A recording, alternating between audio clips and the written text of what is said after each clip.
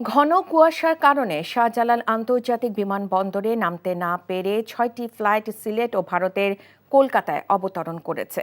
সকাল 10:30টার পর ডাইভার্ট ফ্লাইটগুলো পর্যায়ক্রমে হজরত শাহজালাল আন্তর্জাতিক বিমানবন্দরে স্বাভাবিকভাবে ফিরে আসতে শুরু করে। শাহজালাল আন্তর্জাতিক বিমানবন্দর কর্তৃপক্ষ থেকে জানানো হয়, ঘন কুয়াশার কারণে রোববার রাত ৩টা ৩০ থেকে ৪টা ৫০ পর্যন্ত সময় ৬টি যাত্রীবাহী ফ্লাইট বিমানবন্দরে নামতে না পেরে সিলেট ও কলকাতা বিমানবন্দরে যায়। মূলত ঘন কুয়াশার কারণে বিমানবন্দরে ভিজিবিলিটি বা দৃশ্যমানতা কমে গেলে উড়োজাহাজ অবতরণে এই সমস্যা হয়। সেজন্য পরিস্থিতি বুঝে ফ্লাইটগুলোকে নিকটস্থ বিমানবন্দরে জরুরি অবতরণ করার নির্দেশ দেওয়া হয়। রান্নায় আমার ভালোবাসা Jamuna gas stove. Jamuna gas stove, আধুনিক, নিরাপদ ও দীর্ঘস্থায়ী।